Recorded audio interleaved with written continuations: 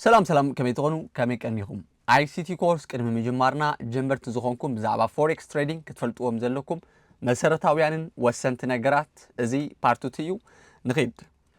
أبز فيديو نزارة بلهم وانا نتبتات كنرينا أقدم بينا تريدينج فيو انتا يو أبز فيديو خنا مهارينا بتوساقي أنتقاما ناي تريدينج فيو كمي قرنا تريدينج فيو نتكاون كنرينا تريدينج ماتريالس كارنسي ميتالس كريبتو زعمسلو ناي تريدينج ماتريالس وين كنرينا chart أناوبا كمي قرنا نتي chart ناي trading view كنا نبغى نخيل ويكا trade كنجبر كلنا كمي قرنا إنا كنا نبغى زلنا كمي قرنا إنا bullish candlestick كنا نبغى كمي قرنا إنا bearish candlestick كنا نبغى كمي قرنا إنا bull market كنا نبغى كمي قرنا إنا bearish market كنا نبغى وين كنرينا مالتيو ناي forex trading أنقطات كم بعال pips lot leverage ask price bid price spread base currency code currency long short bullish bearish زبلون أبز فيديو كنرينا من البات زي نعخاتكم نجمبرتي بزمت الملكو يدسرحو زلخو at the same time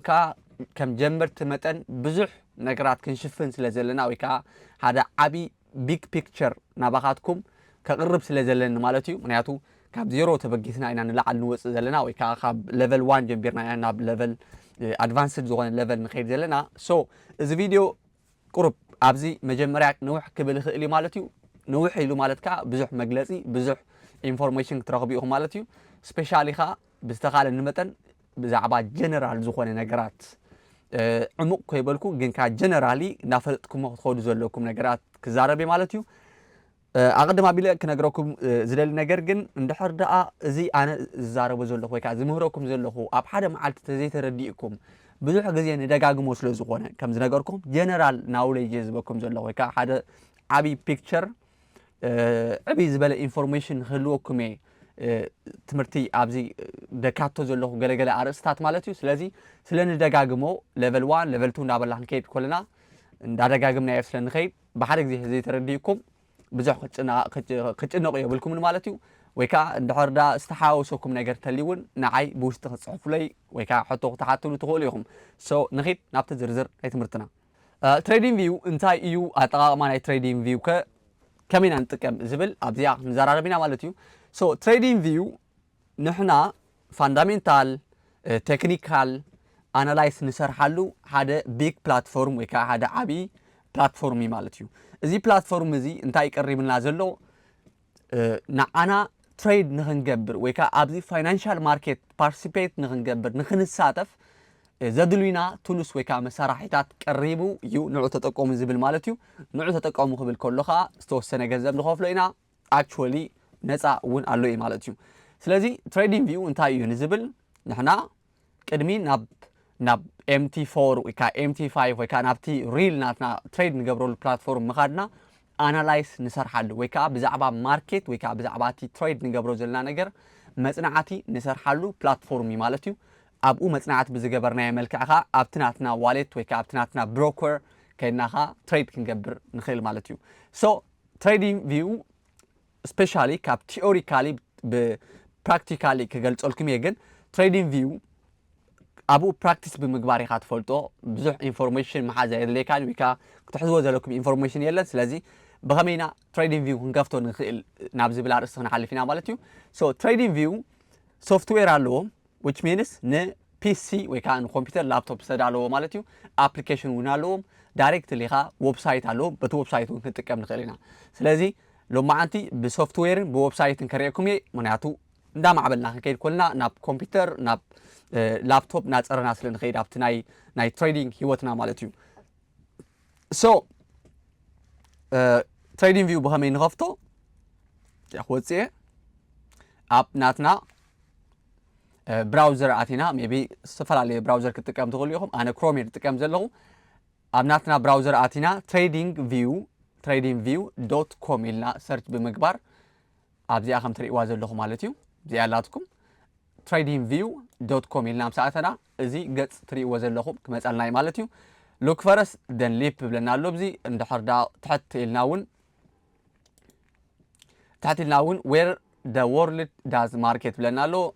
علم نداقات سرحلو ቦታ ምዃኑ እዩ ዝገልጽ ዘሎ ማለት እዩ። ሶ እዚ ይመፀና ንስኻትኩም ናብ ትሬዲንግ ቪው እንድሕር ዳ ሓደስቲ ተኾንኩም እንታይ ኢኹም ክትገብሩ ዝብል ሕቶ ከዓ ኣብዛ ኩርናዕ እዚኣ ከም ትሪእዋ ዘለኹም ጌት ስታርት ትብላላ ማለት እዩ። ሶሪ ኣብዛ ኩርናዕ እዚኣ ኣብዚኣ ከም ትሪእዋ ዘለኹም ማለት እዩ ጌት ስታርትድ ትብላላ። ኣብኣ ኢና ክሊክ ንገብር ነታ ትሬዲንግ ቪው ምስ ከፈትና እያ። ኦኬ ሶ ከምዚ ምስ መጻልና ፍሪ አንቲል ዩ አር ሬዲ ይብለና ኣሎ። ክሳብ ንስኻትኩም ሬዲ ትኾኑ ክሳብ ኣብቲ ደሓን እዩ ዝበሃል ደረጃ ትበፅሑ ነፃ እዩ ማለት እዩ። ስፔሻሊ ኢቨን ክሳብ ገንዘብ ትሰርሕሉ ደረጃ ክሳብ ትበፅሑ ነፃ እዩ እዚ ትሬዲንግ ቪው ማለት እዩ። ግን ኣብዚ ከም ትሪእዎ ዘለኹም ከዓ እንድሕር ዳ ፕሮፌሽናል ትሬደር ትኾንካ ወይ ከዓ ኣናላይስ ናይ ባዕልኻ ሰሪሕኻ ወይ ከዓ ናይ ባዕልኻ ስትራቴጂ ትምህዝ ተሊኻ ወይ ትሰርሕ ተሊኻ ባክቴስት ምግባር ስለ ዝድልየካ ኣብዚ ከም ትሪእዎ ዘለኹም ፕላን ፎር ኤቭሪ ሌቨል ኦፍ ኣምቢሽን ይብለና ኣሎ ማለት እዩ። ከም ትሪእዎ ዘለኹም ኢሴንሻል ዝኾነ እቲ ኣገዳሲ ዝበሃል እዚኣ ንወርሒ እንዳኸፈልኩም ኣልሞስት ንዓመት 155 ይብለና ኣሎ። ከባቢ 60% ዲስካውንት ይገብሩልካ እዮም። ብተወሳኺ እዚኣ እውን ኣላ እዛ ፕላስ ትብል ዘላ ማለት እዩ። ንዓመት 299 ግን ክሳብ 60% ዲስካውንት ይገብሩልና እዮም ማለት እዩ። ንሕጂ ግን ነፃ ዝኾነ ኣጠቓቕማ የኽርአኩም እሱ ኢኻ እቲ ኣገዳሲ ኣብዚ ሕጂ ዘለናዮ ሌቨል ማለት እዩ። ድሕሪኡ ጌት ስታርትድ ምስ በልኩማ ኣካውንት እንድሕር ተነይርኩም ኣብዚኣ ኩርናዕ ዘላ ማለት እዩ። ኣብዚኣ ትሪእዋ ዘለኹም ኣብዚኣ ኣትኹም እዮም እንታይ ድበሃል ትገብሩ ኣብዚኣ ኣትኹም ክሊክ ትገብሩ ድሕሪኡ ኻ ሳይን ኢን ኢኹም ትብሉ ማለት እዩ። ኣካውንት ተነይርኩም ሳይን ኢን ኢኹም ትብሉ። ኣነ ሕጂ ኣካውንት ኣለኒ ሳይን ኢን ክብል ይኽእል እየ። ሓደስቲ ትኾንኩም ግን ኣብዛ ትሪእዋ ዘለኹም ሳይን ኣፕ ኢኹም ትገብሩ ኣብዚኣ ማለት እዩ። ድሕሪኡ ሳይን ኣፕ ምስ ገበርና ኢና ኣካውንት ዘለወና ማለት እዩ። ሶ ሳይን ኣፕ ክንብላ ኢና ኣብዚኣ ማለት እዩ። ሳይን ኣፕ ምስ በልናያ ኣብዚ ከም ትሪእዎ ዘለኹም ኢሜይል ኤንድ ፓስወርድ ተሓተና ኣላ። ስለዚ ኢሜይል ናተይ ኦኬ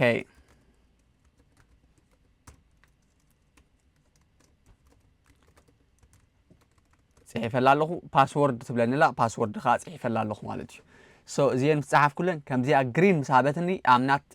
ሮቦት ኢለ ቫሪፋይ ክገብራ እያ ማለት እዩ። ሶ ባስስ ትብለኒላ ኦኬ ኣብዚ ባስ ነዚ ስእሊ ናይዛ ባስ ሰሌክት ክገብሮ እየ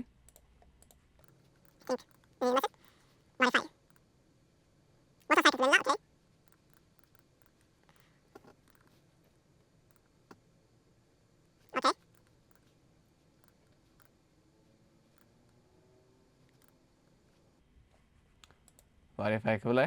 ከም ትሪእዎ ዘለኹም ሕጂ ቫሪፋይ ገራትንላ ማለት እዩ። ሶ ክሬት ኣካውንት ክብላ እያ ድሕሪኡ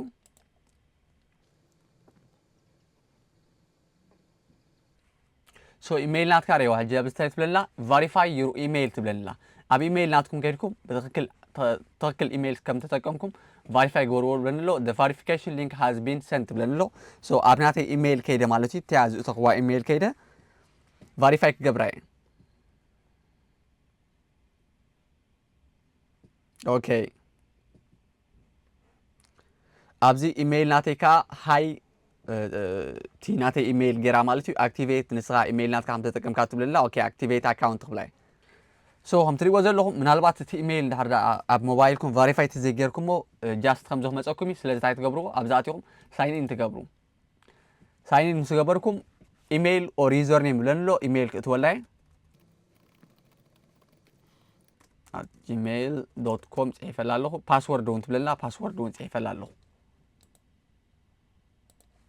ኦኬ ሳይን ኢን ሶ ሳይን ኢን ምስ ገበርክዎ ከም ትሪእዎ ዘለኹም ከምዚ ዓይነት ፔጅ መፂን ኣሎ ትራይ ኤኒ ኦፍ ኣወር ፕላንስ ፍሪ ፎር 30 ዴይስ ብለኒ ኣሎ። ዝኾነ ናትና ፕላን ናትና ን30 መዓልቲ ትራይ ግበሮ ብለኒ ኣሎ። 16% ኻ እንድሕር ዳ ዓመታዊ ተገይርካዮ ኦፍ ክንገብረልካ ኢና ብለኒ ኣለዉ። ቁርብ ቅኒ ተልኩም ሓደ ሰሙን ገለ እንድሕር ዳ ተፈቲንኩም ከዓ ክሳብ 60% ኦፍ ይገብሩልኩም እዮም። ስፔሻሊ ኻ ብላክ ፍራይዴይ ዝበሃል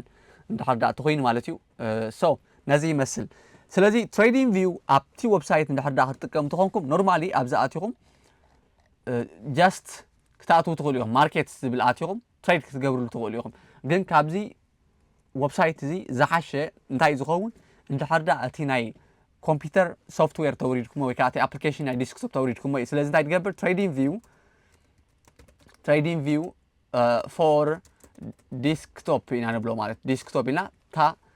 application كنورداينا ወይ ከዓ software كنورداينا so ኣብዚ ከም ትሪእዎ ዘለኹም እዚኣ ክትመፀኩም እያ እዚኣ verified ምዃና check ግበርዋ ኢኹም ማለት እዩ so click ክንገብራ ኢና ድሕሪኡ click ምስ ገበርኩማ ክትርስዕዋ ዘይብልኩም ማለት እዩ ኣብዚኣ ከም ትሪእዋ ዘለኹም download for window ዲኻ ትጥቀም ወይስ mac ዲኻ ትጥቀም ወይስ linux ዝብለና ኣሎ ኣነ for window ይጥቀም ማለት እዩ እንድሕር ዳ እዚ ኣይፎን መሳሊ ወይ ከዓ ማክ እንድሕር ዳ ትጥቀም ተኾንኩም ትናትኩም window ከዓ እዛ ተወርድዎ ትኽእሉ ኢኹም ወይ እውን ዝጥቀም ተኾንኩም ከተወርድዎ ትኽእሉ ኢኹም ኣነ ግን window ይጥቀም so download for windows ክብላ እያ ማለት እዩ ኦኬ ድሕሪኡ download ምስ በልክዋ ኣብዛ ኩርናዕ ከም ትሪእዋ ዘለኹም ኣብዚኣ ማለት እዩ ዳውንሎድ ትብል ክጅምር እያ ማለት እዩ ኣብዚኣ ከም ትሪእዋ ዘለኹም ሕጂ ጀምቢራ ኣላ እዚኣ ኩርናዕ ከም ትሪእዋ ዘለኹም ዳውንሎድ ትገብር ኣላ ማለት እዩ እዚኣ ኦኬ እሳ ዳውንሎድ ኮይና ምስ ወደአት ኣብኣ ክሊክ ብምግባር ናተይ ኣቐድማ ኣቢለ ውርድያ ነይረ ማለት እዩ እዚኣ ክሊክ ትገብርዋ ክሊክ ምስ ገበርኩማ ኸ ከም ትሪእዎ ዘለኹም ኣብዚኣ ከፊትኩም ኢንስታል ክትገብርዋ ትኽእሉ ኢኹም ኣነ ኦልሬዲ ኢንስታል ስለ ዝገበርክዎ ዳይሬክትሊ ናብቲ ሶፍትዌር እየ ክወስደኩም ማለት እዩ ኦኬ ሶ ከም ትሪእዎ ዘለኹም ክፍት ምስ ኣበልናዮ እቲ ሶፍትዌር ነዚ ይመስል ማለት እዩ ኣነ ኦልሬዲ ዳውንሎድ ስለ ዝገበርክዎ ማለት እዩ ሶ እንታይ ኢና ክንገብር ኣብዚ ከም ትሪእዎ ዘለኹም ማለት እዩ መጀመርያ ትሬዲንግ ቪው ቱልስ ዝበሃሉ ኣለዉ ትሬዲንግ ቪው ቱልስ ዝበሃሉ እዞም ኣብዚኣ ዘለዉ ከም ትሪእዎም ዘለኹም ንፀጋም ዘብል ዘለዉ እዚኣቶም ትሬዲንግ ቪው ቱልስ ይበሃሉ ማለት እዩ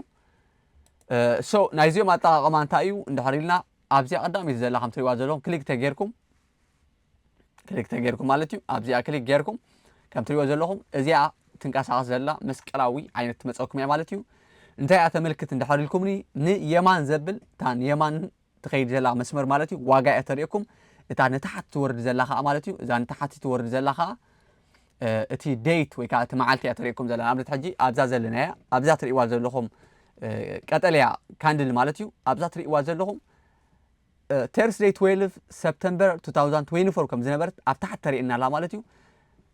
ንየማን ዘብል ተኸይድና ከዓ ዋጋ ናይ ማርኬት ማለት እዩ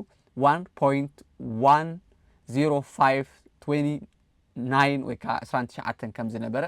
የርእየና ኣሎ ማለት እዩ ካልኦት ኣለዉ ኣብዚ ኣትኹም ክትሪእዎም ትኽእሉ ኢኹም ኣነ ኣክቹዋሊ ካብ ዝጥቀመሎም ናተይ ኣብ ዝለዓል ገይረዮም ኣለኹ ኣብዚ ከም ትሪእዎም ዘለኹም ሞስትሊ ብዙሕ መዓልቲ ዝጥቀመሎም ማለት እዩ እዚኣቶም ስለ ዝኾኑ ኣብ ዝፈለዮም ኣለኹ ኦኬይ ሶ እንታይ ኢና ክንገብር ሕጂ ኣብዚ ገለ ቱልስ ክንርኢና ማለት እዩ እዚኣ ትሪእዋ ዘለኹም እዛ ቱል እዚኣ ኣብዛ ኣቲና ክንረኽባ ንኽእልና እዞም ቱልስ እዚኦም ኣለኹም ላይናት እንድሕር ተደልይኹም ኣብዚ ኣትኹም ክትረኽቡ ትኽእሉ ኢኹም ንኣብነት ከምዚ ዓይነት መስመር ዘለዎ ላይን ድልየኩም ትኮይኑ ኣብቲ ኣናላይዝ ክትገብሩ ከለኹም ከመይ ጌርና ንጥቀመሎም እንታይ ንጥቀመሎም ዝብል ኣብቲ ናይ ICT ኮርስ ምስ ጀመርና ክንርኢና ግን እዞም ቱልስ እዚኣቶም ከም ዘለውና ፅሑፍ ተደልይኹም ኣብዚ ዘለኩም ቴክስት ዝብል ማለት እዩ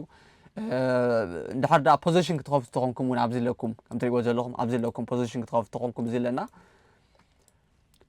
ሜቢ ሎንግ ፖዚሽን ኤንድ ሾርት ፖዚሽን ክትኸፍቱ ተኾንኩም ኣብዚ ኣለና ማለት እዩ ብተወሳኺ ኣብዚ ከም ትሪእዎ ዘለኹም ኢሬዘር እውን ኣለና ኣብዚ ኢሬዘር ንኣብነት እዚኣ ሰሪሕናያ ዝነበርና ላይን ክንድምስሳ ተኮይና እዚኣ ክሊክ ጌርና ክንድምሳ ንኽእል ኢና እዛ ከፊትናያ ዝነበርና ሎንግ ፖዚሽን እውን ክንድምሳ ንኽእል ኢና ኣብዚ ከም ትሪእዎ ዘለኹም ብዙሕ ኣነ ዝተጠቀምኩሉ ቱልስ ኣሎ ማለት እዩ ክድምስሶ ተኮይነ ኣብኡ መፅአ ክሊክ ብምግባር ክድምስሶ ይኽእል እየ ማለት እዩ ኣብዛ ኢሬዘር ጥዎ ድሕሪኡ ክሊክ ጌረ ይድምስሶ ማለት እዩ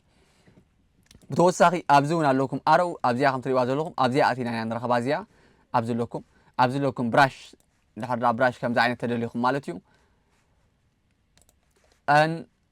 ኣብዚ ኣቲና እውን ከም ትሪእዎ ዘለኹም ኣረው ኣለና ማለት እዩ ፓዝ ዝብለና ኣሎ እዚ ከዓ ላይናት ትሬንድ ክሰርሑ ተኾንኩም ከምዚ ጌርኩም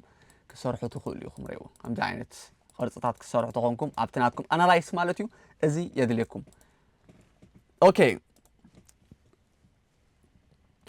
ካልእ ኣብዚ ከም ትሪእዎ ዘለኹም ታይም ፍሬም ዝብል ወና ኣለና ኣብዚ ማለት እዩ ኦኬ ኣብዚ ከም ትሪእዎ ዘለኹም ኣብዚ ታይም ፍሬም ኣለና ታይም ፍሬም እንታይ እዩ ናይ ግዜ ቱል እዮም ኣብ ትሬዲንግ ቪው ኢኹም ትረኽብዎም ኦኬ ሶ ታይም ፍሬም ኣለና ኣብዚ ኣብነት ኣብ ዴይሊ ክንኣቱ ኢና ታይም ፍሬም እንታይ እዮም ኣናላይዝ ክንሰርሕ ከለና ከከምቲ ንሕና ትሬድ ንገብሮ ማለት እዩ ሾርት ዲና ትሬድ ንገብር ሎንግ ዲና ትሬድ ንገብር ወይስ ኣበይ ኢና ኣናላይዝ ንሰርሕ ዘለና ጃስት which means ኣብ ዴይሊ ዲና ኣብ 1 hour ዲና 4 hour ዲና 15 minute ዲና 5 minute ዲና أتي نسرحو أنالايز مالتي بو ملكعنا تي ناتنا تايم فريم ست نقبرو مالتي سو تايم فريم كبيرنا ست نقبر نزبل أبزل على أنا حاكم من أخاتكم أبزي كليك بمقبار أبزي كليك غيركم مالتيو كابدياتهم كتمرسوا تقوليكم أبزل على اندحر داخل مسألكم تقولينها فافورايت تقبرو فافورايت كبيرنا نقبرو نعملت ناتي أبزل لوني 1 minute 2 minute 3 minute 4 minute 5 minute 15 minute ካልኦቱን ኣለዎ ንብዙ ማለት እዩ ንኣብነት 2 hour እንድሕር ዳ ከም ፃዕቲ ኮይነ ኣብዛ ድብትብ ዘላ ክሊክ ተገርያ ኣብዚ ላዕሊ ኣድ ትኾነለይ ወይ ከዓ ትመፀለይ ማለት እዩ ድሕሪኡ ኣናላይዝ ክሰርሖ ኣለኹም ክትርስዖ ዘይብልኩም ማለት እዩ በቲ ንስኻትኩም ወይ ከዓ እትናትኩም ስትራቴጂ ዝሰርሓሉ ታይም ፍሬም ኢኹም ኣናላይዝ ሰርሑ ኣናላይዝ ከመይ ጌርና ንሰርሕ ቀስ ኢልና ስለ ንሪኦ ደጨናንቕ ኣይኮነን ግን ታይም ፍሬም ኣብ ዘለውና ማለት እዩ ሃየር ታይም ፍሬም ተኾይኑ ኣብዚ ኣቲና ክንሪኢ ንኽእልና ዊክሊ መንዝሊ መዓልታዊ ኣብ ናይ መዓልታዊ ታይም ፍሬም ኣቲና ኣናላይዝ ንሰርሕ ተኾይና ሃየር ታይም ፍሬም ይበሃሉ ማለት እዩ ሎወር ታይም ፍሬም ድሕር ዳ ተኾይኖም ካብ ሰዓታት 4 hour 2 hour ዝብል ዘሎ ንታሕቲ ክሳብ 1 minute 30 ሰከንድ ኣለውና ማለት እዩ ሶ እዚኣቶም ክትሕዝዎም ኢኹም ካልኦት ኣብዚ እውን ኣሎ ናይ ኢንዲኬተርስ ኣለርት ከመይ ጌርና ንሰርሕ ሪፕሌይ ከመይ ጌርና ንሰርሕ ዝብል ቀስ ኢልና ክንሪኦም ኢና ኣክቹዋሊ ግን ናብ ሴቲንግ ክናእቱና ማለት እዩ ሕጂ ከም ትሪእዎ ዘለኹም እዚ ቻርት እዚ እቲ ቻርት ኣናላይዝ ንሰርሓሉ እዚ ከም ትሪእዎ ዘለኹም ኣለና ይብዚ ናብ ሴቲንግ እንድሕር ዳ ተኸይድና ንኣብነት እዚ ሕብሪ ክትቕይርዎ ትኽእሉ ኢኹም ዝቐይሕን ቀጠልያን ዘሎ ማለት እዩ ኣብዚ ራይት ክሊክ ተገይረ ብማውዝ ናተይ ማለት እዩ ሴቲንግ ዝብል ኣለኩም ኣብዚ ኣብ ሴቲንግ ኣቲኹም ክትቕይርዎ ትኽእሉ ኢኹም ንኣብነት ቦዲ ናተይ ቀጠልያ ጸሊም ክገብሮ ተኾይደ ነዛ ቀያሕ ትብል ዘላ ቦዲ ኣቴ ክቕይራ ኽእል እያ ከምዚኣ ገረ እንትሪእዎ ዘለኹም ጸሊምን ቀጠልያን ኮይኑለይ ዝተፈላለየ ሕብሪ ክትገብርዎ ትኽእሉ ኢኹም ቦርደር ዊክ ዝተፈላለየ ክተስተኻኽልዎ ትኽእሉ ኣብዚ ሴቲንግ ኣለኩም ማለት እዩ ኢቨን ሰዓት ዝተፈላለየ ኣብዚ ከም ትሪእዎ ዘለኹም ላይንስ ኣቲና ማለት እዩ ክትቕይርሉ ትኽእሉ ኣብዚ ዘለኩም ሴቲንግ ጃስት ንዓኸትኩም ከም ጀንበርተ ግን እዚ ባክግራውንድ ምቕያር ጥራይ እኹሊ ሶ ኣብዚኣ ኣቴ ሬድ ክገብራየ ኣነ ቦርደር እውን ተመሳሳሊ እዚኣ ሬድ ክገብራየ ዊክ ከም ዘለዎ ይኹነለይ ኦኬ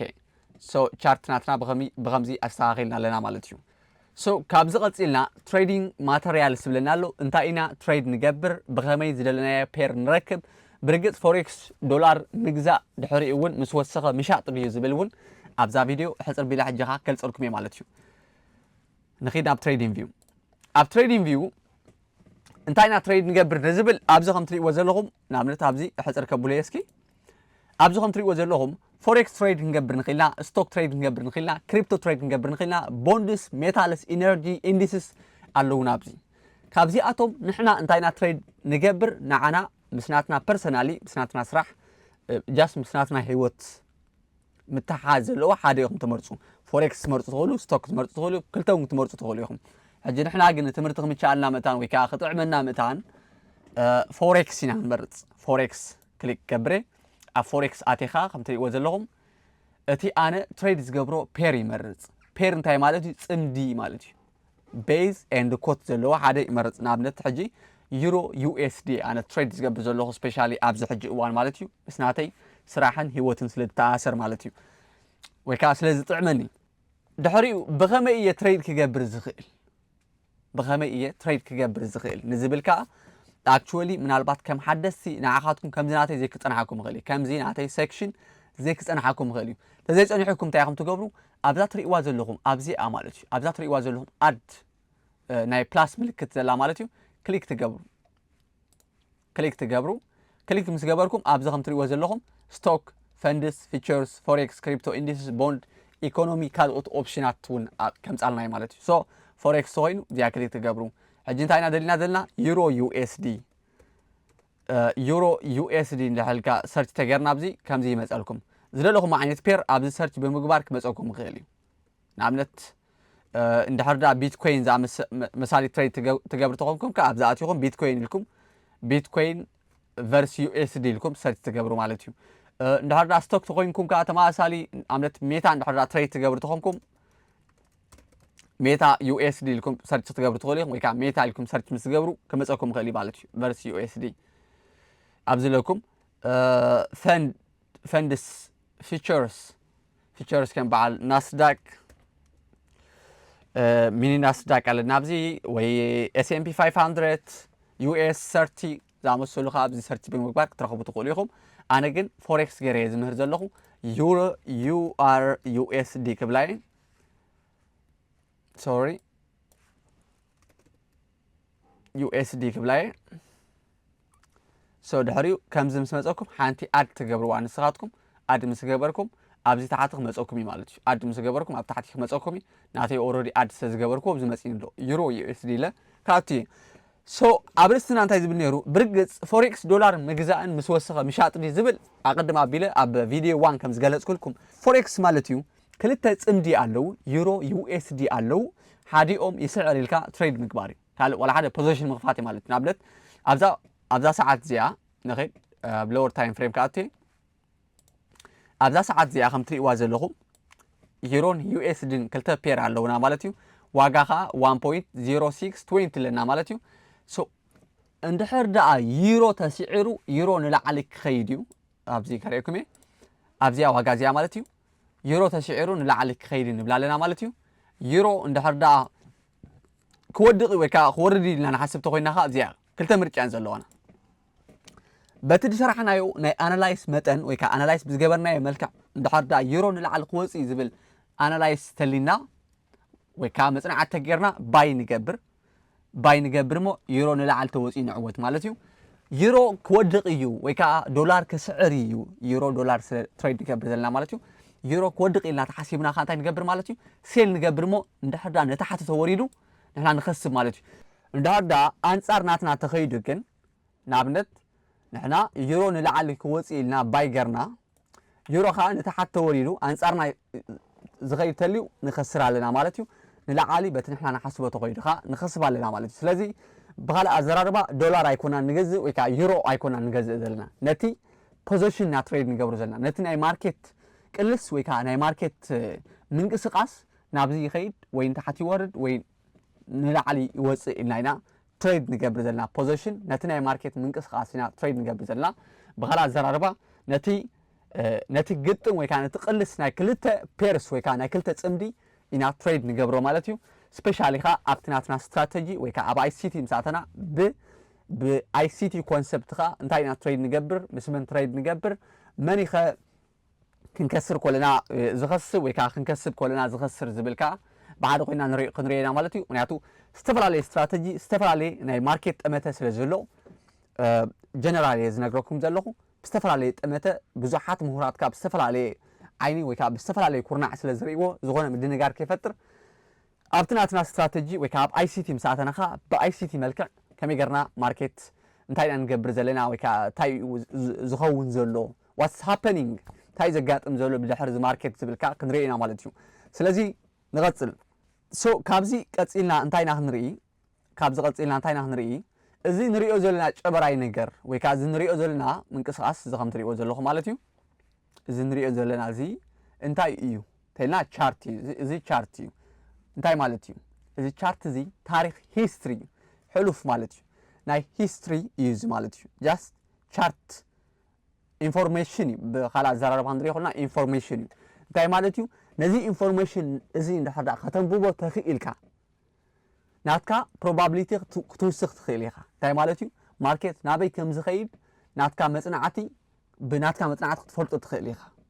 100% እኳ ተዘይተባሃለ ግን ፕሮባቢሊቲ ናትካ ተኽእሎታት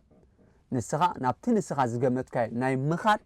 ተኽእሎ ናይዚ ማርኬት ከተፅንዖ ወይ ከዓ ክትፈልጦ ትኽእል ኢኻ ኢና ንብል ዘለና ማለት እዩ ሶ ቻርት ከመይ ገርና ኢና ነንብብ ወይ ከዓ እዚ ትሪእዎ ዘለኹም ነገር ከመይ ገርና ኢና ከነንብቦ ንኽእል ከም ጀንበርቲ መጠን ወይ ከዓ ከም ሓደስቲ ንዝብል ክንሪኢና ማለት እዩ መጀመርያ ቻርት ኣብዚ ከም ትሪእዎ ዘለኹም ኦኬይ ያኽመልሰያ ሶሪ ኣብዚ ከም ትሪእዎ ዘለኹም ቻርት እዚ ኣለና ኣብዚኣ ከም ትሪእዋ ዘለኹም ማለት እዩ ኣብዚኣ ከቢበላ ዘለኹ እዚኣ ማለት እዩ ኦኬ እዚኣ ማለት እዩ ኣቲና ቻርት ክንመርፅ ኢና መጀመርያ እንታይ ኢና ክንርኢ ባር ቻርት ክንርኢ ኢና ክሊክ ገረ ዝተፈላለየ ቻርት ኣለና ማለት እዩ ሶ መጀመርያ ባር ቻርት እንታይ ይመስል ክንርኢ ኢና ማለት እዩ ኦኬ ከም ትሪእዎ ዘለኹም ባር ስብለና ኣሎ ኣብዚ ክሊክ ክንገብር ኢና ባር ቻርት ከም ትሪእዎ ዘለኹም ነዚ ይመስል ስፔሻሊ ندحري تمليسكم كتصنعوا كلكم ويكا زي فوركس بال ماركت سي نويح عمتات جبرة تايد بالي ماركت ويكا عداجاي مالتيو نعملت منزلي كنا أتينا أبدهم تري وزلهم maybe 12 منزل قبرينا أبدهم تري وزلهم كابسوسان شو عتن جنبيرو زنبرة عداجا ويكا ماركتي حجي أيكون بس من البعض أنا حدش كون خلي جن كابسوسات زنبرة صراحة ويكا كابسوسات زنبرة ماركتي مالتيو so إن هرجع نزغنا نبوبو تقولنا نزي especially أبسوسات نقولوا زلنا زي بار شارتيم بتقوم يروم كم زي عينة بار شارتي دلو استفلا اللي مسحف كتم ببغى لهم بزا عينة ملكة كردوهم كفتوني استفلا اللي مهارات نايزي عودو ويكا نايزي ماركتي زو مالتيو so بار شارت خمينا نبوبو كل جزء ترسعوا زي بالكم حانت زانا واحد زي وسائنا كل جزء ترسعوا زي بالكم مالتيو إذا بس أجام زبل زلا زاتري وازلهم زا مسمر زي مالتيو زي قطعن زي أوبنز قبروا له استخفتوا له مالتيو أبزيات خفيفة بلنا له دحريو أبي تعاس يعني زبلكا أبزيات تعاس يعني مالتيو نعمل تزاخلتي نتأجام زبل زلا مخفتي زي آياتها نتأجام زبل زلا أبزيات خفيفة زا ماركت زي دحريو خا أبزيات تعاس أبي نازلنا حجي أب ديلي شارتي نازلنا أب ديلي شارتي نازلنا ويكا أب ديلي كاندلي نازلنا مالتيو أب ديلي سوري أب ديلي تايم فريم نازلنا سلازي ديلي شارتي نازلنا مالتيو سلازي إذا ناي ديلي زي وان داي زي إذا كاندل زي مالتيو ويكا إذا بار زي مالتيو انتايو أب زي تخفيتا تحريخا أب زي تعاسيا بس أقامي تخفت بيمان زبل زلا ملكتك استعاد أوت الله يا مالتيو عملت زيان وسدها سكي ساعتكم عم ببوا زيا سكي عم ببوا اوكي قال لكم عم ببكم انجن جاس ليتس جو بس اقام زبل زلا مخفتي زيا ابزيات خفيتا ابي تعاصيا ن يمان زبل زلا ملكتك ابزيا تعاصيا نلعل وصي نيرو بزخم تريو زلهم نتحتون وريدو نيرو اذا انت يبال قاسينا نرينا اوكي سو بار شارت بز ملكه اتنبو بتقول لكم سو نعملت عن اسبيلنا نريو لنا تريو زلهم إذا حجي إذا تريو زلهم information data مالتي information زي ندحري تملسكا أنا لايك سرحوا لها أزيو أقداسيو just جن بار chart أبزح جوان بزح سبسلة دي تكب نابين كيدنا ناب لاين chart كيدنا أبزهم تريو زلهم لاين زبلا لنا أب لاين ممكن أعطينا زي كم تريو زلهم data information market نداي لنا زلهم market أوكي market مالتيو كم تريو زلهم كابزي نلعل وصي نيرو دحري تملس نيرو دحري او نلعل وصي نيرو وريدو نلعل وصيو دحري تحت وريدو كامزي لنا زلو ابز حجوان بزحات مهورات نايزي ماركت زوي كان نايزي عاود زي انتاي متقومن زبلكا ابز اتينا خم تريو زلهم كاندلس يم تقومو بزحجوان سلازي كاندلس كمي غران نببكا اخريكم مالتيو سو مجمريا how to read bullish and bearish candlestick زبلينا هنكيد مالتيو سو نا باوربوينت ناتنا كملسوكم سو مجمريا bullish candlestick and bearish candlestick زبالو زوم تري وم زلهم يم زيا green زلا ويكا نلعل زوص bullish ابزي bullish لا صحفوا لكم bullish على نابزي ابزغا bearish علينا أبزخا بيرش علينا إيش هجي إذا بولش مالتي مالتي بول مالت نلعلي زوج زلوا إيه مالتي بيرش مالت كان تحت زور زلوا أبسلي maybe أبسلي خامت لكم كفتني بول and بير زبال بول مالت حدا بعراي مثال غيركم صدقوا بير مالت كا it's like دبي مالتي نو عند حردا دبي تحت جزء زغيد بيرش كا كصحتر كله غيلا نجر كصحتر كله وي حمد كصحتر كله حدا بعراي لاعلي زي بصح كده بول بهم تحزو تخليو بولش ان بيرش إلا نحزو هجي بول وكان لاعل زوص زول عداغا وي لاعل زوص زول كاندلستيك زوما بتريهم زلهم علو كل غزي بلاعلي كل غزي اوبن زبلنا لو بزهم تريو زلهم اب تحتي زخفت حدا نجر لاعل زوص تليو بتحتي جنبرنو ኣብ ታሕቲ ዝኽፈት ኣብዚኣ ኦፕን ጌራ ብለና ኣሎ ኣብዚኣ እዚኣ ኦፕን ትበሃል ኦኬ ድሕሪኡ ኣብዚኣ ኸ እንታይ ብለና ኣሎ ክሎዝ ጌራ ብለና ኣሎ ኣብዚኣ ኩርናዕ እዚኣ ማለት እዩ ሕጂ ካብዛ ኦፕን ናብዛ ክሎዝ ዘሎ እዚ ማለት እዩ ቦዲ ይበሃል ሪል ቦዲ ከም ትሪእዎ ዘለኹም ኣብዚ ቦዲ ይበሃል ማለት እዩ ኦኬ ማርኬት ንታሕቲ ወሪዱ ነይሩ ከም ትሪእዎ ዘለኹም ንታሕቲ ወሪዱ ነይሩ ስለዚ እዛ ታሕቲ እዚኣ እንታይ ንብላ ማለት እዩ ሎው ንብላ ማለት እዩ እዚኣ ሎው ኦፍ ደ ዴይ ክንብሎ ዝኽእልና ኣብ ናይ ዴይሊ ታይም ፍሬም ተልና ማለት እዩ ኣብ ናይ 15 ደቂቕ ንርኢ ተልና ኸ እታ ዝተሓተት እዚኣ ሎው ንብላ ማለት እዩ እዛ ቀጣን ንታሕቲ ወሪዳትላ ዝነበረትካ ሎወር ሻዶው ክንብሎ ንኽእልና ወይ እውን እንታይ ክንብሎ ንኽእልና ዊክ እውን ክንብሎ ንኽእልና ዊክ እውን ክንብሎ ንኽእልና ብተወሳኺ ማርኬት ንላዕሊ ወፂኡ ቦዲ ፈጢሩ ድሕሪ ንላዕሊ እውን ወፂኡ ነይሩ ከም ትሪእዎ ዘለኹም ኣብዚ እውን በፂሑ ነይሩ እዚ እንታይ ንብሎ ሃይ ንብሎ ሃይ እዚ ቀጢን እዚ እንታይ ንብሎ ኣፐር ሻዶው ወይ ከዓ ዊክ ኣፐር ዊክ ኢልና እውን ክንፅውዖ ንኽእል ኢና ኣብ ኣይሲቲ ስፔሻሊ ዊክ ኢልና ኢና ንፅውዖ ሶ ቡሊሽ ካንድል ስቲክ ከነንብብ ኮልና በዚ መልክዕ ከነንብቦ ንኽእል ኢና ማለት እዩ ቢሪሽ ከነንብብ ኮልና ኸ ብተመሳሳሊ ሓደ ንታሕቲ ዝወርድ ዘሎ ነገር ካብ ላዕሊ ዝጅምር ስለዚ ኣብ ላዕሊ ዝኽፈት ኩሉ ግዜ ክትርስዕዎ ዘይብልኩም ካንድል ስቲክ እንድሕር ተንብቡ ተልይኹም ኦፕን ክገብር ከሎ ቡሊሽ ካንድል ስቲክ ብታሕቲ ኦፕን ዝገብር ቢሪሽ ካንድል ስቲክ ግን ብላዕሊ ኦፕን ዝገብር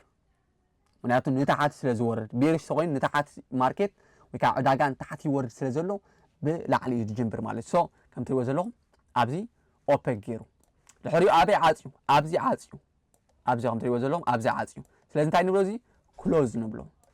ካብ ኦፕን ናብ ክሎዝ ዘሎ እንታይ ንብሎ ኢና ነርና ሪል ቦዲ ወይ ከዓ ቦዲ ኢልና ክንፅውዖ ንኽእልና እዚ ከም ትሪእዎ ዘለኹም ማለት እዩ ካብዚ ኦፕን ክሳብ ኣብዚ ዘሎ ማለት እዩ ኦኬ እዚ ፀሊም ኣብዚ ዘሎ ቦርደር ክንብሎ ንኽእልና ሞር ኣገዳሲ ይኮነን ድሕሪኡ ማርኬት ቅድሚ ንታሕቲ ምውራዱ ብለና ኣሎ ንላዕሊ ወፂኡ ነይሩ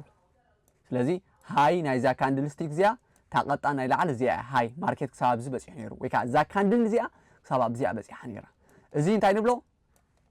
ኣፐር ሻዶው ክንብሎ ንኽእልና እዚኣ ሃይ ተልና ኣፐር ሻዶው ወይ ከዓ ዊክ ክንብሎ ንኽእልና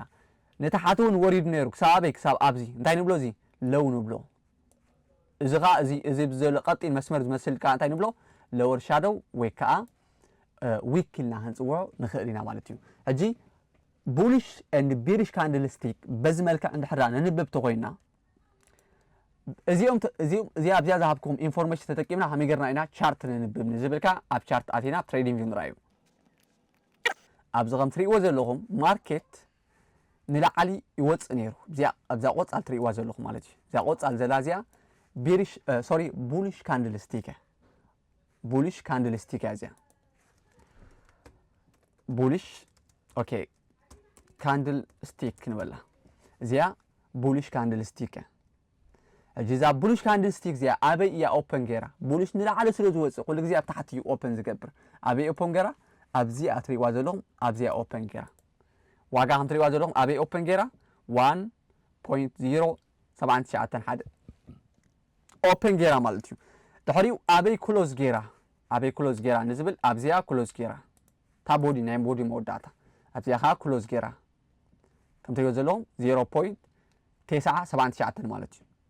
بودي ناتا أبيلو تلنا بودي ناتا خا أبزلنا كي بودي ناتا خا أزيو نسري وزلهم كا بودي بال مالتي أوكي ناتا لو زتا حتى بارت ناتا أبيو اوكي زتاعت بارتناتا ابزي علاتنا زي احنا بلا نخلينا مالتي زي زتاعت بارتناتا مالتي دن زلا على اذا كان دلزيا ابي بزي حنيرا كسب ابزي ابزي حنيرا يا بمبارك ننبوبو نخيلا بزي ملكعنا نتي ماركت ننبوبو مالتي بيرش تخوينخا كم تريغو زلوهم نابنت حانت نوسدنا حبزياتن زي احنا وسداينا نابنت كابزي اتن حانت نوسدينا زي احنا وسداينا اوبن ابي جرا ابزي اوبن جرا ابي ابزات ريغو زلوهم ملكت جيرا لازلوخ مالت ابزيا اوبن جيرا واغا خندي اب 0 اب 1.09 اوبن جيرا مالت تحري ماركت نابي وصي نيرو نلعلون وصي نيرو كم تريقو زلوخم كساب ابزي وصي نيرو هاي ابزي لنا مالت هاي ابزي ويك لنا دحري ماركت سابي وريد نيرو نتحاتي كساب زي وريد نيرو لازم تاي نبلو زي لون أبزلنا زي ويك نبلو نخدنا بودي نايزي أنتايا أبزيا أبي أوبن جرا أبزيا أوبن جرا أبي كلوز جرا أبزيا أسمير لازم لخوا كلوز جرا مالتي أبزيا كلوز جرا سلازي بس مالك عنا كاندلستيك ننبب مالتي overall النهارده كنا ننبب تغينا شارت خلينا ننبب تغينا مالتي شارت خلينا ننبب تغينا كم تري وزن لهم بزي مالك عنا ننبب مالتي تاي مالتيو نعمنت كابزين لعل تجنبيرنا ماركت نلعلي وص نيرو ابزهم تري وزن لهم ماركت نلعلي وص نيرو اوكي ماركت نلعلي وص نيرو كمي نابلي وصيو اوبن يجبر ابلا علي كلوز يجبر ابتحتي اوبن يجبر ابلا علي كلوز يجبر ابتحتي اوبن يجبر ابلا علي كلوز يجبر كوم دا جبر نلعل وصيو دحوري نتحت ملس كلو هم تري وزن لهم ابلا علي اوبن يجبر ابتحتي كلوز يجبر ابلا علي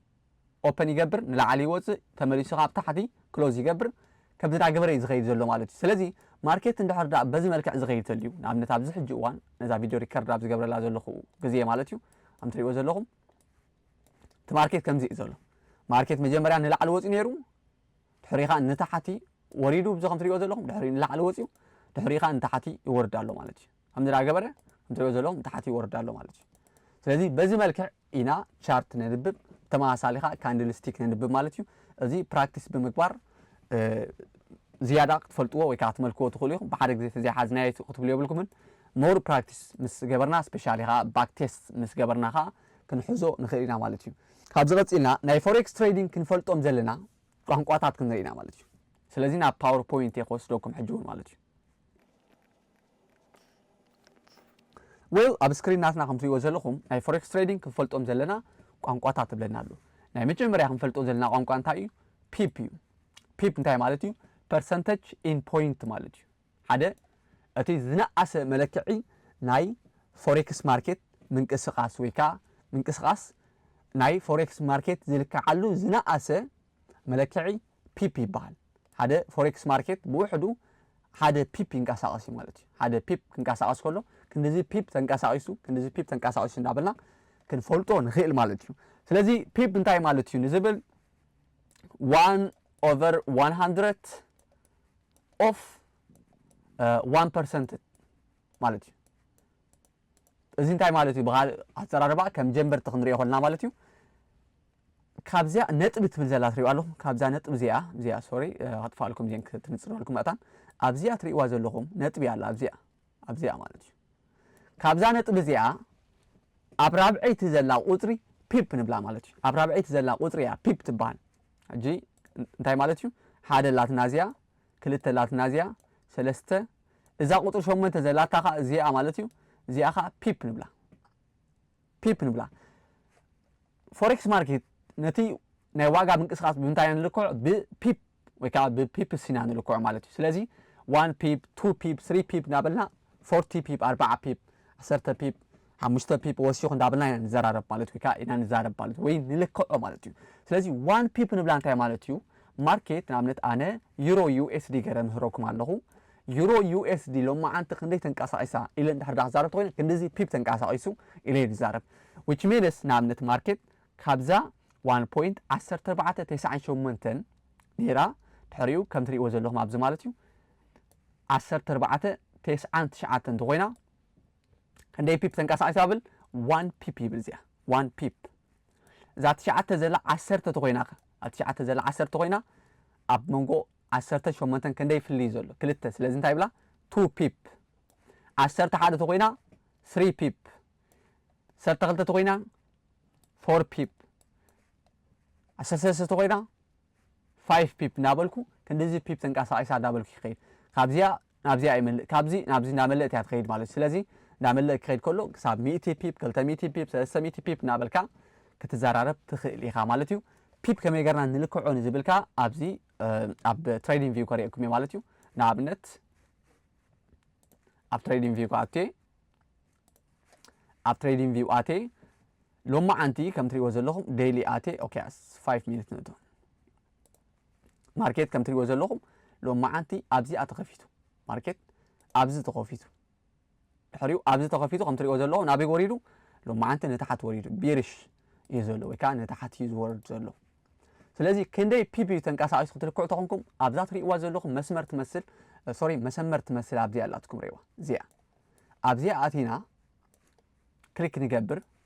ክሊክ ጌርና ካብዚኣ ተተኸፊታ ኣብኣ መፂና ክሊክ ንገብር ድሕሪኡ ክሳብታ ማርኬት ዘላታ ቢያገርና ንልክዓ ንኽእል ኢና ማርኬት ክሳብ ኣብዚኣ ተንቀሳቒሳ ስለዚ ክሳብ ኣብዚኣ ተንቀሳቒሳ ኣብዚ ከም ትሪእዎ ዘለኹም እንታይ ይብለና ኣሎ ብፒፕ መልክዕ 51 ፒፕ ሎማዓን ተንቀሳቒሱ ይብለና ኣሎ 51 ፒፕ ምክንያቱ ኣብዚ ከም ትሪእዎ ዘለኹም 0.062 ነይሩ ኣብዚ ታሕቲ ከዓ 0.611 ኮይኑ ማለት እዩ ስለዚ ኣብ መንጎ 62 11 ዘሎ ፍልሊ 51 ፒፕ ማርኬት ወይ ከዓ ዩሮ ዩኤስዲ ሎማዓንቲ ተንቀሳቒሱ ይብለና ኣሎ ማለት እዩ በዚ መልክዕ ክንልክዖ ንኽእል ኢና ዌል ስለዚ ፒፕ ዝመስል ንኸይድ ንቐፅል ኦኬ ቀፂልና ንሪኦ ከዓ ሎት ወይ ከዓ ሎትስ እዩ ሎት እንታይ ማለት እዩ ሎት ማለት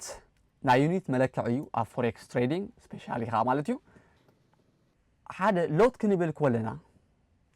እንታይ ማለት እዩ 100,000 ወይ ከዓ ሓደ 100,000 ዩኒት ኦፍ ቤዝ ካረንሲ ማለት እዩ ስለዚ እዛ ሎት ትብል ዘላ ትርዳእና ተኮይና ቤዝ ካረንሲ ኤንድ ኮድ ካረንሲ እንታይ ማለት እዩ ክንሪኢና ማለት እዩ ንኣብነት ኣነ ብምንታይ ዝምህረኩም ዘለኹ ዩሮ ዩኤስዲ እንድሕር ዝጥቀም ተለየ ቤዝ ካረንሲ ንብሎ ኩሉ ግዜ እቲ ኣብ ቅድሚት ዘሎ እዩ ዩሮ ዩኤስዲ ኣለውና ቤዝ ዩሮ እዩ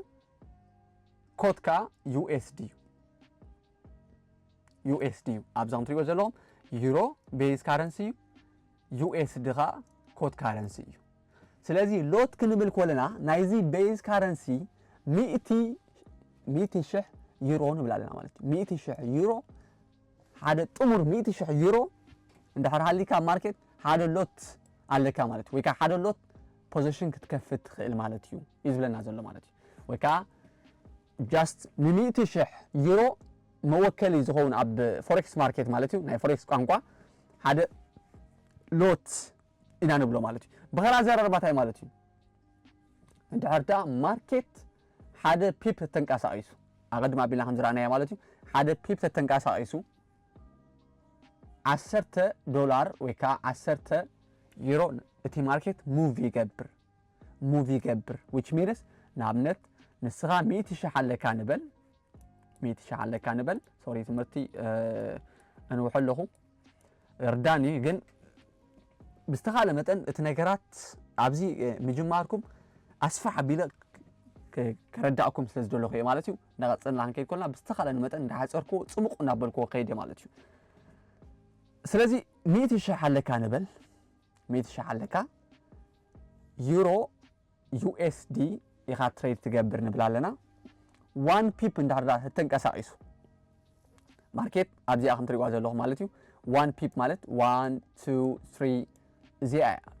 እታ ናይ ፒፕ ፖዚሽን ሓቂዶ ስለዚ ማርኬት እንዳሕር ካብዚኣ ዘላታ ፖዚሽን እዚኣ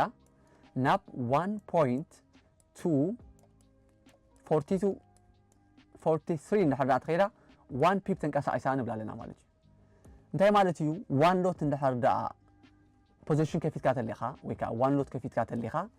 ንሓንቲ ፒፕ 10 ዶላር ኢኻ ትንቀሳቐስ ብለና ኣሎ እንድሕር 10 ተንቀሳቒሱ 10 ዝረብሖ ብ10 ፐር ፒፕ ተገርናዮ 100 ዶላር ይንቀሳቐስ ኣሎ ማለት እዩ 100 ወይ ከዓ ሶሪ 100 ዩሮ ይንቀሳቐስ ኣሎ ማለት እዩ ብቤዝ ክንዘራረብ ስለዚ ሎት ማለት ስታንዳርድ መለክዕ እዩ ማለት እዩ ናይ ቤዝ ካረንሲ ምዃኑ ፐር ፒፕ ከዓ ኣብ ዕዳጋ ዘጋጥም ምንቅስቓስ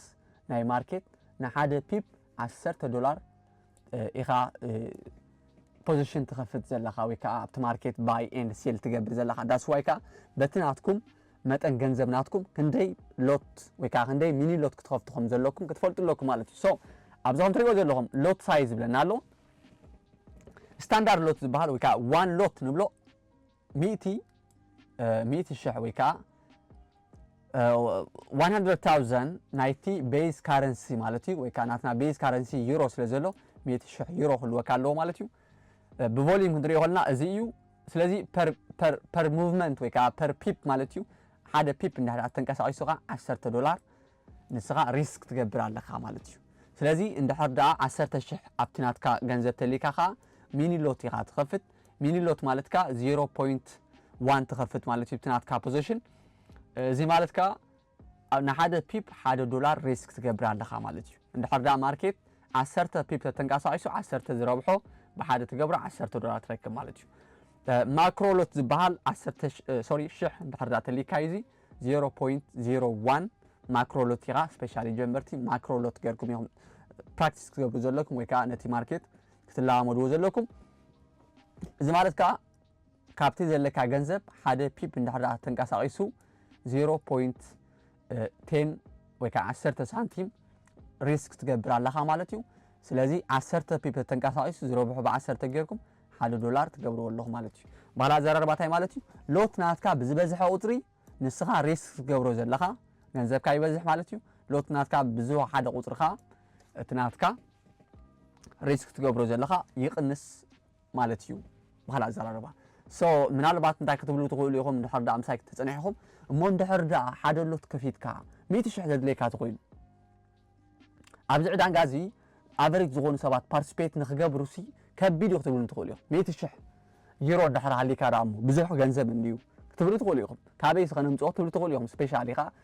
ኣቨሬጅ ተኾንኩም ማለት እዩ ሶ ኩላትና ኣቨሬጅ ናቲ ቢኦነስ ኣነ እውን ማለት እዩ እዚ እንታይ ኢኻ ትገብር 100,000 ዝኣክል ገንዘብ ካብ ባንኪ ውፅኢኻ ፎሬክስ ክትትወይ ትኽእል ኒኻ ሶ እንታይ ኣሎ ሌቨሬጅ ዝበሃል ሲስተም ኣሎ ወይ ከዓ ሌቨሬጅ ዝበሃል ኣሰራርሓ ኣሎ ስለዚ ቀፂልና እንታይ ክንሪኢና ብዛዕባ ሌቨሬጅ ክንሪኢና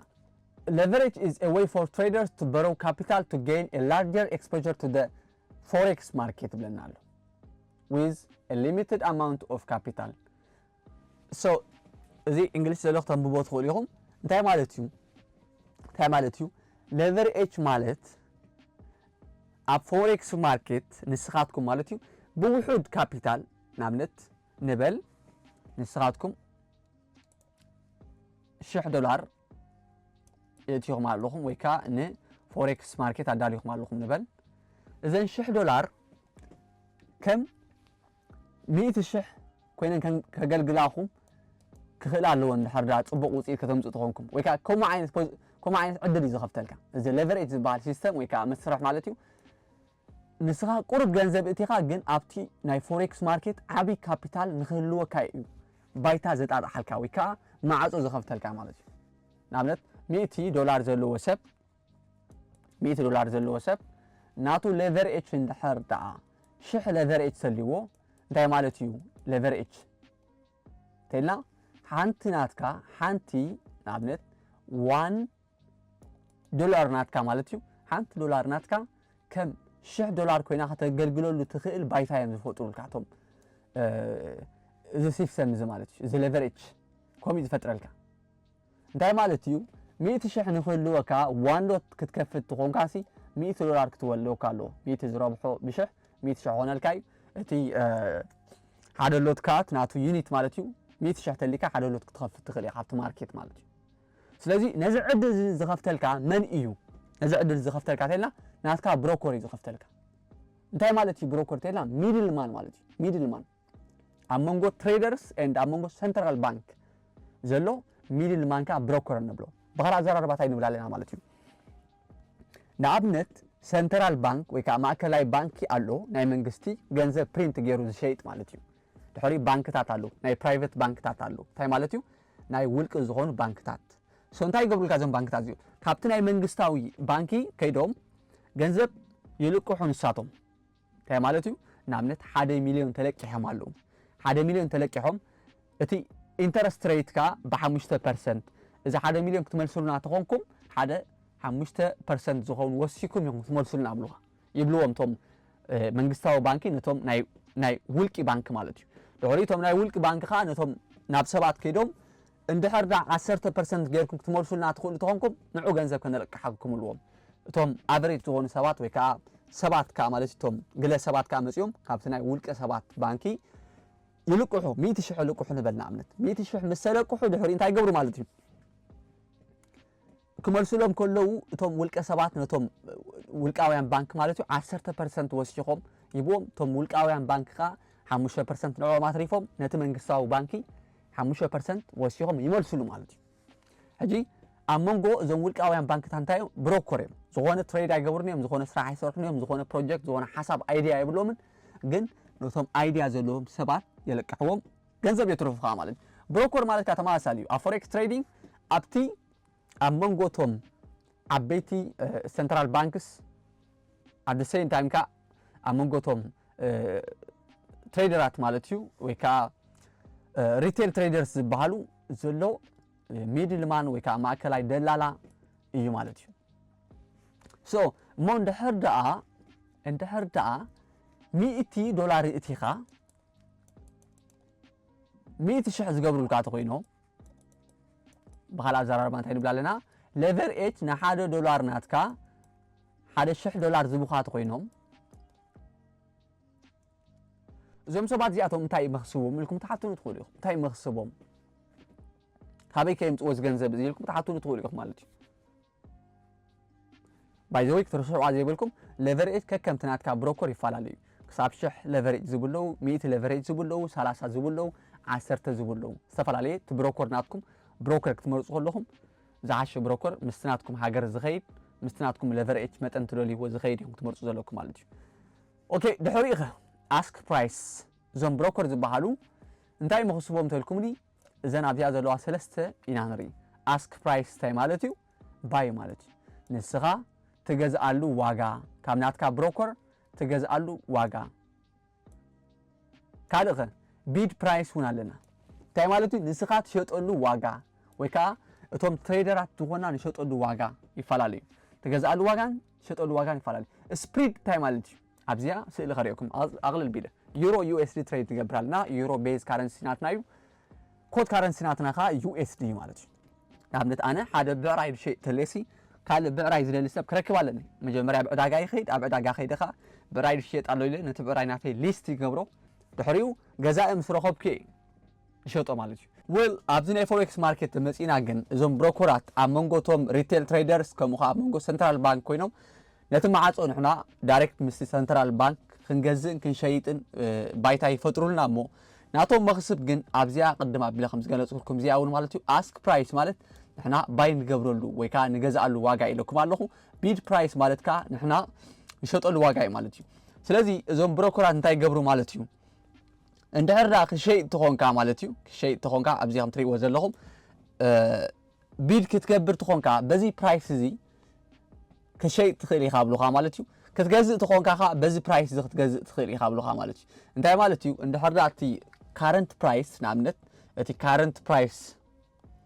ኦኬ እንድሕር ዳ 1.10 ኦኬ ፎር 9 ተሃልዩ ማለት እዩ 9 ተሃልዩ ክትገዝእ ትኾንካ ብሉኻ ኣስክ ፕራይስ ወይ ከዓ ባይ ክትገብር ትኾንካ በዚ ፕራይስ እዚ ክትገዝእ ኣለካ ብሉኻ እንታይ ማለት እዩ ካብቲ ትዕዳጋ ዘለዎ ንዓኻ ዝተወሰነ ወሲኾም ይሸጡልካ ኣለዉ ማለት እዩ ወሲኾም ክሸጡልካ ከለዉ እዚ እንታይ ይበሃል ስፕሪድ ይበሃል ሕጂ ሪል ዋጋ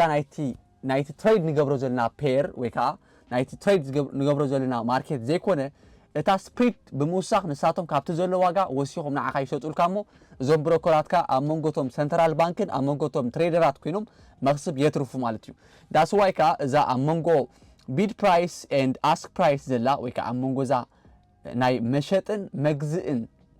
ዘላ ፍልሊ ማለት እዩ ከምዚኣ ከም ትሪእዎ ዘለኹም ንኣብነት ኣብዚኣ ቁፅሪ እዚኣ ዋጋ ናይ ዩሮ ዩኤስዲ ማለት እዩ 1.1051 ኣሎ ማለት እዩ እንድሕር ዳ ባይ ክንገብር ተኮይና ግን ከም ትሪእዎ ዘለኹም 2 ፒፕ which means ፒፕ ዝበሃል ኣብ ራብዓይ ዝርከብ ኢለኩም ነይረ 1 2 3 4 ቆፂርና 1 ኣላ ኣብዚኣ ግን 3 ገይሮም ኣለዉ ኣብ መንጎ ሓደን ሰለስተን ክልተ ፒፕ ኣለና ማለት እዩ which means ሓደ ሎት እንድሕር ዳ ተገዚእኻ ሓደ ሎት እንድሕር ዳ ፖዚሽን ተኸፊትካ ፐር ሎት ወይ ከዓ ፐር ፒፕ ማርኬት እንድሕር ዳ ሓደ ሎት ገዚእኻ ፐር ፒፕ ሓደ ፒፕ ተንቀሳቒሱ $10 እዩ ኢኻ ሪስክ ትገብር ዘለኻ ወይ ከዓ ጌይን ትገብር ኢልና ነርና ማለት እዩ ሶ 2 ፒፕ እንድሕር ዳ ወሲኾም ይሸጡልካ ተልዮም ሓደ ሎት ተኸፊትካ እዞም ብሮከራት $10 ኣብ መንጎ ሰንትራል ባንክን ኣብ መንጎቶም ሪቴል ትሬደርስ ወይ ከዓ ትሬደራት ኮይኖም ገንዘብ የትርፉ ማለት እዩ ናይ ዝተፈላለዩ ብሮከራት ማለት እዩ ስፕሪድ ስለ ዝፈላለ ናይ ገሊኦም ስፕሪድ ማርያ ገፊሖም ዝገብርዎ 5 ይገብርዎ ገሊኦም 0 ይገብርዎ እዮም ገሊኦም 1 ይገብርዎ ክሳብ 10 ዝኸይድ እውን ኣሎ ማለት ስለዚ ብሮከር ክትመርጹ ከለኹም አስክ ፕራይስ ናቶም ቢድ ፕራይስ ናቶም ስፕሪድ ናቶም ከመይ ኮሚሽን ናቶም ከመይ ኢልኩም መሪጽኩም ወይ ከዓ አጥንዕኩም ኢኹም ብሮከር ክትመርጹ ዘለኩም ማለት ሶ ስፕሪድ ማለት ኣብ መንጎ ባይ ኤንድ ሴል ንገብረሉ ዘላ ናይ ብሮከራት መክስብ እያ ማለት እዩ ምክንያቱ እዞም ብሮከራት ሌቨሬጅ ዝበሃል ዕድል ይፈጥሩልና እዮም ብተመሳሳሊ ከዓ ገዛኢን ሸያጥን ንኸይንስእን ባዕሎም ነቲ ማርኬት ባይ ኤንድ ሴል ይገብሩልና እዮም ይገዝኡልናን ይሸጡልናን እዮም ማለት እዩ ዌል ቀፂልና እውን ናይ ፎሬክስ ትሬዲንግ ክንፈልጦም ዘለና ቋንቋታት ብለና ኣሎ ብዚ